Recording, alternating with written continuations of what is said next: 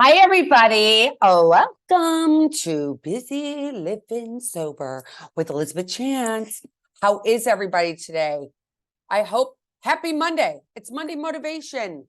It's your Monday. How are you feeling today? It's a new day. It's almost Labor Day. I know it could be a sad time, but instead we got to look at it as an exciting time. And today's topic is don't believe what goes on between your ears. Don't listen to the BS that you create in your own head. Don't listen to it. Don't listen to it. We tend to go to this place where we're like, oh my gosh, this is terrible. This is terrible. This is terrible. Instead of, oh my gosh, I get to. That's not true. Things are better than I think they are. I can change the way I view things. I can change them. Nobody else can, but I can. It's so fun and exciting to think that we're about to be in the fall again. I'm like, oh my gosh, time's flying by. I'm going to be 55 in like a month. I'm like, oh my God. But instead of looking at it as something bad, I look at it as something good. I get to look at it as something to look forward to. I'm going to be double nickels instead of looking at it as something to be sad about. I want to embrace time. And I can tell you this, when I was drinking, and I call it my pre-reality time, 17 years ago, now I'm in my 18th year without a drink. And I can tell you that when I was drinking, I always wished my time away because I would wake up in the morning and I'd hate myself, right? And I'd have all these things going on in my head that were not true. All these lies that I would tell myself. I was no good. I was a loser. If you or me, you'd be able to have this pity party, that I was so sad. And yes, did I have reasons to be sad? For sure. Okay. I'm the master of endurance. And I don't mean endurance of like, oh my God, I'm going to win that marathon. I'm going to come in first in my triathlon. I mean that I am the master of my own endurance and that what I can take emotionally. We all have to battle things all the time. No one goes through this life unscathed. It's just the reality of it. We all have something, whatever that may be, that is within us, and others might not even know about it. It might be our own secret that we have all the way deep, deep, deep inside of us that we have that makes us feel ashamed, makes us feel less than, makes us feel like, oh my God, I'm a loser. Again, that loser word that I keep coming back to. But it's not true. That thing that happened to you years and years and years ago does not define you. You can change. It is possible. I remember when I was growing up, my mom would be like, you can never change. But yes, you can. If you put the effort in, you can get the reward. If you put the time in to you and you take care of you, everything works out. Yesterday I went to every Sunday, and I don't really talk about this as much. Every Sunday I go to meditation in sound bowls. My friend down the street has amazing, she does the sound bowls at her house, the rain stick that she bought in Bali. And then she does a meditation, and I do it with a bunch of ladies, and there is one guy that goes, but I went yesterday and we were talking about what's going on in our lives and expectations that we have of others and how we want others to be. And I can tell you that I was also watching, here's a little secret of mine. I was watching the Sex and the City spinoff with Sarah Jessica Parker on HBO, and she was having her last dinner party. And I'm not going to tell you too much if you haven't watched it yet, but I will just tell you this. She goes around the table at one point and says, everybody give me the word that you have that you want to get rid of, like, or you want to work on this word. And it's only one word. You can't use a phrase like, I want to work on getting sober, or I want to work on not having dealing with my boyfriend. Everybody's words were, and you couldn't have the same word as somebody else. And so a lot of people had, I want to give up expectations. I want to give up fear. I want to give up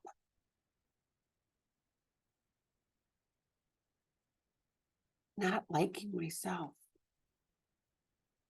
I want to give up on putting rules on myself. I want to love myself. These are all words we all, as human beings, feel. We don't want to be scared anymore. We don't want to not like ourselves.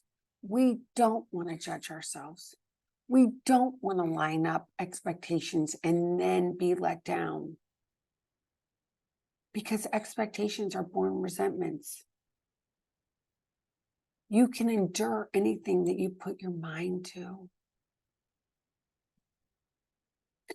We say to ourselves, I'm not good enough. I'm a loser. I'm not worthy. I'm an alcoholic. If you knew what I've done, you wouldn't like me because I don't like me. So how can you like me?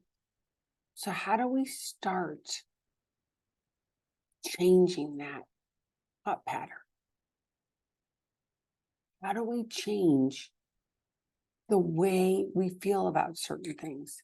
How do we do that? Well, we have to, for one, start with, I did this thing a long time ago, and I learned a lot from it. This thing, as dark and as secretive as it was, I learned a lot about myself. I grew from it. It's not going to give me shame. I'm actually going to look at it as something that propelled me to where I am today. And you might be like, well, where I am today, I hate. Well, at least it brought you there to where you are today. And they say that what doesn't kill us makes us stronger. So using that and saying, oh my gosh, I've gotten through this for 3 decades, 4 decades, depending on how old you are, 5 decades, maybe it's only been 1 decade, maybe it's only been a half a decade, whatever it is, and realizing that you have endured this, you've gotten through this. Yes, you've been using tools that aren't healthy, i.e. drugs, alcohol, and you want to change that. Now, if you're a daily drinker, if you use drugs every day, you need to speak to your doctor. You can never do this without talking to your doctor, okay? Because drugs and alcohol can kill you if you go off of them without the supervision of medical experts. So please talk to a doctor. Do not do this on your own. Even if you have to go to a telehealth and talk to a doctor you don't even know, but go talk to somebody so you don't have to do this by yourself.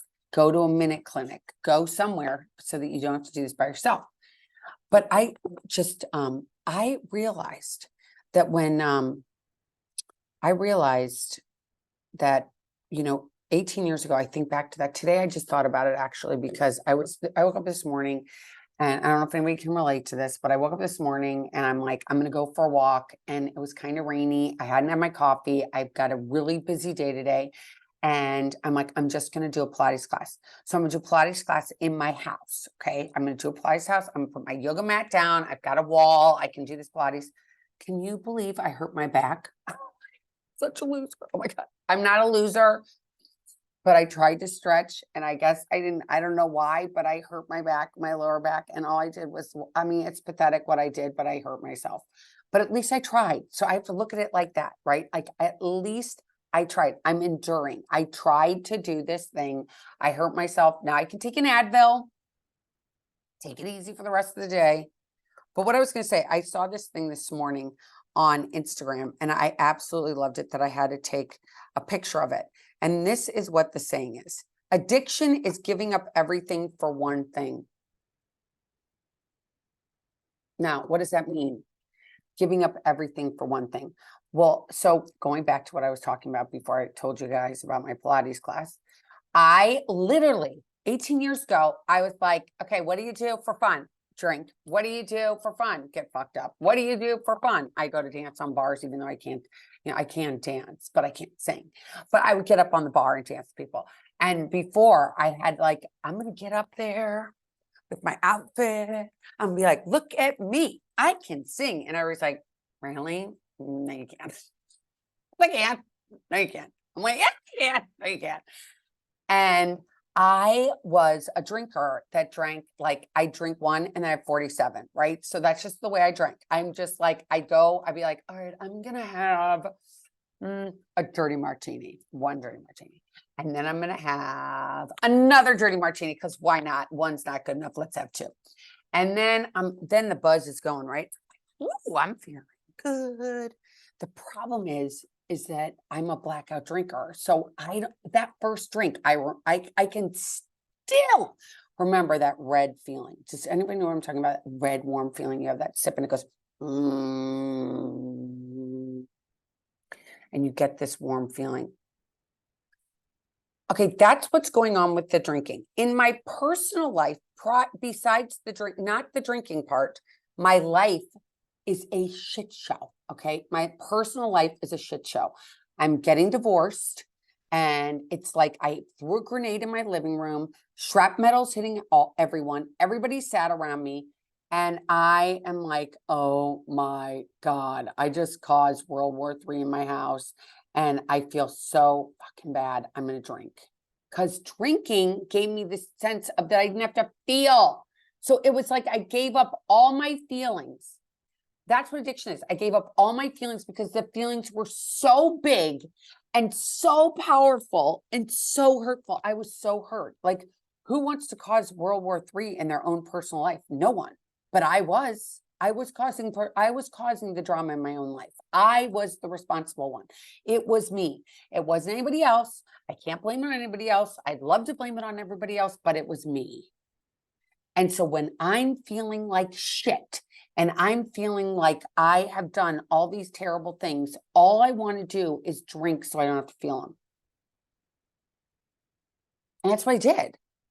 So I'd have the dirty martinis, then I'd have a bottle of wine, maybe a bottle and a half, a couple packs of smokes. And then I'd have, sex on the beach, shots, right? Or whiskey. Yeah, bring it on. Or mind eraser. That was my favorite, mind eraser. Like I needed anything else to erase my mind.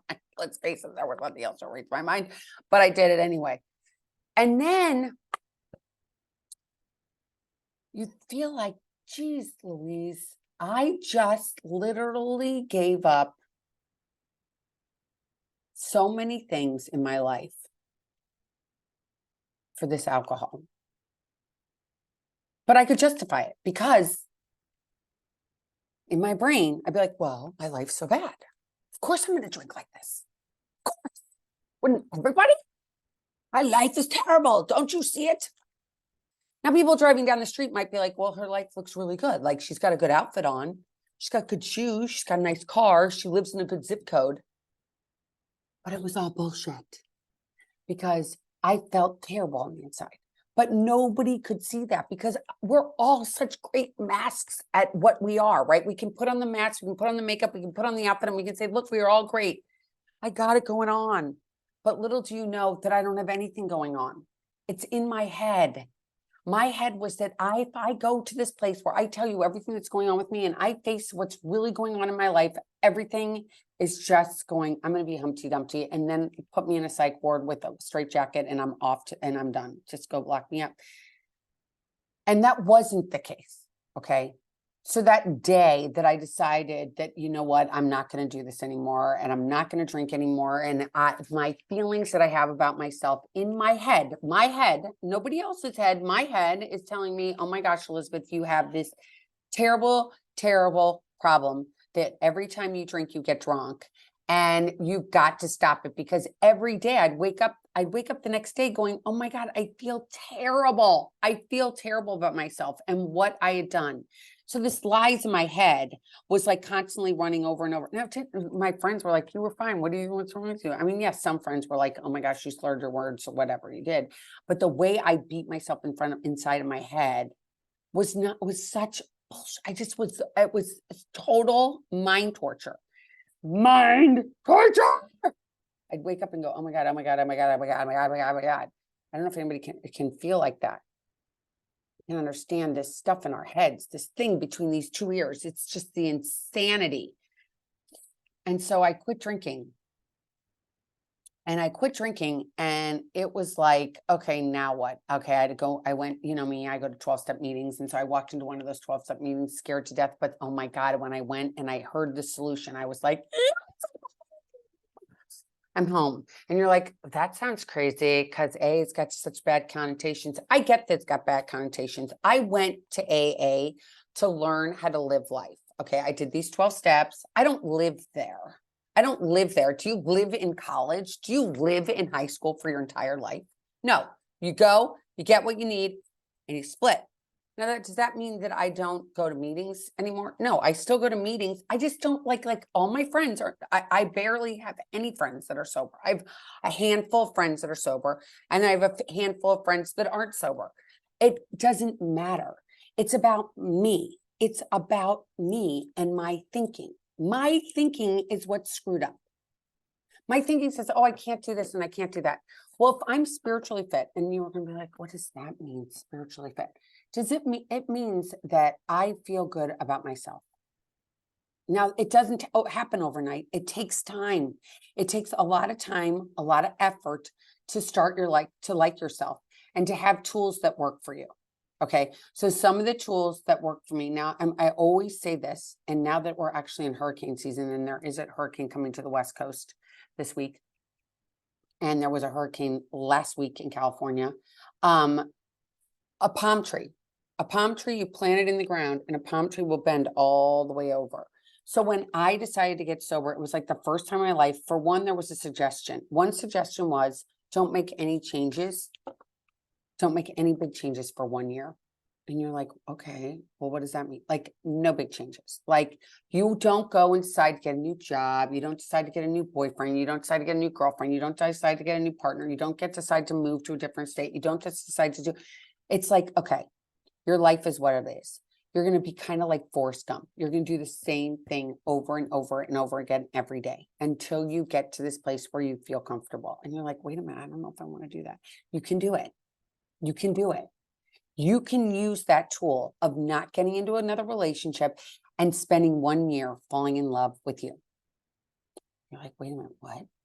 How do I do that? Like, I didn't go to any parties. I didn't go hang out at the places I used to go to. I took time to take care of me. I put the oxygen mask on me, like they say on a plane. I put the oxygen mask on me, and I figured out, who am I? Who am I? Deepak Chopra says that all the time in his meditations, and I've heard it on many other meditations. And you sit here, and I just actually heard Brene Brown I watched her on Facebook. A friend of mine sent it to me. And who am I? Now you might say, okay, I'm a dad, I'm a mom, I'm a partner, I'm a daughter, I'm a son, I am a doctor, a nurse, a lawyer, I work at Target. I'm the buggy person at Target. I work at Walmart. I work in a factory. Whatever it is that you do. So that's your next thing. We're complicated is what we are. We're complicated individuals. We are not forms like you go at the doctor's office. As much as you might be like, well, wait a minute, am I supposed to fit in this box? Am I supposed to fit in that? But what really describes me? What does describe you? When I was drinking, I was always what you wanted me to be, not what I wanted to be, because let's face it, I didn't even know what I wanted to be because I started drinking at 13. I didn't get sober till I was 37. So all those formative years, I had no idea who I was. I was what everybody else wanted me to be, but I wasn't what I wanted to be because I never took the time to say, what makes me tick? What do I like? Do I like lemons or do I like limes? Do I like orange or do I like green or do I like both? Do I like to have long hair or do I like to have short hair? Do I like going out with a group of people to a big party? Do I love that? Or do I like going one-on-one with people? What do you like? What do you like? What kind of music do you like? Do you love headbanger music? Me, not so much. I love Frank Sinatra. I love old jazz music. I love Etta James. I love Diana Krall. I love New Order. I love Duran Duran. That's what I like. But you're going to say, do you want to go to a concert that's Metallica? No, I don't. And I can say no and be okay with that. It doesn't mean I don't love you, but I love myself a little bit more that I don't want to go torture myself and do something like that. I remember when I was younger and my friend said, do you want to go to a Grateful Dead concert? And I said, of course I want to go to a Grateful Dead. Why not? I love Jerry Garcia. Lies, lies, lies. I never loved Jerry Garcia. I never loved the Grateful Dead. But did I go to one of those shows? Yes, I did, because all my friends were like, it's fun. I'm like, I hate the smell of patchouli. Now, if you like it, good for you, but I don't. And that's okay, because we are not robots. We are humans having a human experience. And when our brain says things are bad, we have the opportunity to say, you know what? It's not that bad. I want to change. I've been this way for this amount of time, and it's time to change things up. It's time to change things up. It's time to do things differently. I've been on this planet for 37 years. I've been on this planet for 26 years. I've been on this planet for 60 years. I don't want to do this 70 years, 80 years, whatever it is. And you want to change. You can, but it starts with changing what this thing says in between your head, in between your ears. I remember going and breathing in, and for me, it's God. I don't know what it is for you, if it's Allah, if it's Buddha, whatever it is, if it's the trees, if it's a dead relative, whoever it is, but breathing in God and breathing out the fear and going, I can do this. It is possible for me to change. I can change. I can change. I can change. I'm just going to breathe. That's not true. What that thought was that went through my brain. That is not true. It is not true. And our bodies have this ability to put things where they need to go, right? So we don't remember certain things. I don't remember a lot of things. It's kind of weird, but I don't remember things. And people might think that that's crazy, but I have to tell you, that's my body's way of taking care of me, is by sometimes not having those memories. And maybe those memories will come back and maybe they won't, but does it really matter? No, it does not. What really matters is how I how I am each and every day with my fellow man, with my fellow woman, with my fellow person walking on this planet. It's how do I react to other people and how I react to myself. When I look in the mirror, do I like what's looking at me? We're all individuals. We all have opinions. We all have pasts. We all have things we regret. We all have things that we wish we could go back and change, but we can't. So what do we change? Ourselves. And we do it one day at a time. And so when I was saying that addiction, that one thing, that alcohol or those drugs take you away from whatever it is that's in your life that takes you away from, it can be food, it can be shopping, it can be finances, it can be any of those things that takes you away. That addiction is that's one thing that you're addicted to, takes you away from your life. But recovery is saying, you know what? I'm putting that thing over there. It's been in my life. It's time to say goodbye. And now I can have everything that I want. I can make me a priority. I can figure out how I tick.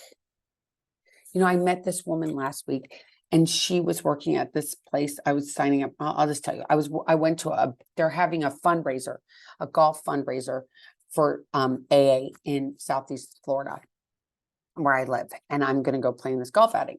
And I went and I met this woman who's so adorable, so pretty. And she's 8 months sobriety. And she had said she had gone to a big SEC school when she went to college. And now she feels like, oh my gosh, how am I ever going to go back and have this life again? And I said, if you're spiritually fit, you can do whatever you want to do. If you believe in yourself more than you believe that little ugly voice that we have inside of us, you've got to feed this bigger voice that loves you. Be like, I'm going to feed that one. I got this. I got this today, just for this minute, just for this hour. I'm just going to believe in myself this hour. I am a pretty good person, and not feed this negative thing. You can go anywhere you want to go. And when everybody's drinking beer around you, you know what you drink? You get yourself a Pellegrino. You get yourself a Diet Coke. You get yourself, there's so many fabulous mocktails out there. It's just amazing. So taking the time to realize what it is you do like, and hopefully it's you can take care of you. And you don't have to listen to that ugly voice in between your ears because it lies. It's a liar. That voice is a liar because you're amazing. You're an amazing person and you have to start to believe it one little step at a time, one little, if it has to be a second at a time, and then a minute at a time. And stop looking backwards because you can't change it. And don't go too far forward because you can't go there yet either. But be in today and say, you know what? I'm going to feed the good stuff this week. I'm going to feed the good stuff. And I can change and be like, oh, there's a hurricane coming. Okay, well, luckily I'm sober right now and I can deal with this hurricane and I can put the shutters up on my windows. I can get some water for my house. Or if it's you're like, oh my God, this is the last weekend and I'm so sad. I'm so sad. This is not the end. This is the beginning. Your kids are going back to school, maybe. You're starting a new job. You're doing something new. It's the fall. It's like everything's going to be changing. The leaves are going to change. I'm making a trip up north because I can't wait to go see the leaves changing. And everything's going to come back again. And it's like, then we're going to go through the winter and then it's going to be spring. I mean, like so much good stuff. Don't focus on the bad. Focus on the good, the gifts that you have that are only yours. Be you. Love you. There's only one you. Only one. Embrace him or her. Love you. If you liked today's podcast, please subscribe to my channel. And I have to tell you, I have a huge guest coming in on Wednesday. She's amazing. She's not an alcoholic, but she's an inspiration, I think, for all of us. She's going to inspire us. And I'm excited to share her story with everybody. And so tune in on Wednesday. It's going to be amazing. I'm not giving away any. I can just tell you she's got a lot of followers on Instagram. And she is dynamic and she's beautiful. And she's, oh my gosh, she sucks me in. So tune in on Wednesday. And again, please, if you're listening, you are not alone. Do not believe that you are alone. You can always reach out to me. Reach out to me at elizabeth@elizabethchance.com. If you like my channel, subscribe, share it with your friends, and just know that we're going to keep getting busy, living sober. Okay. And that doesn't always have to be, I just have to end with this. I am the noun busy. Okay. And my action is living sober. And I'm trying to show you guys all out there that you too can live this life that's amazing and meet amazing people and do amazing things. Because being sober is just part of our life, right? It's just like, okay, I'm being who I'm supposed to be. That's what it's all about. It's getting busy and knowing that you can do this too. Mwah. Sending you guys all love. Have a great day. And I will talk to you on Wednesday. I can't wait. Bye.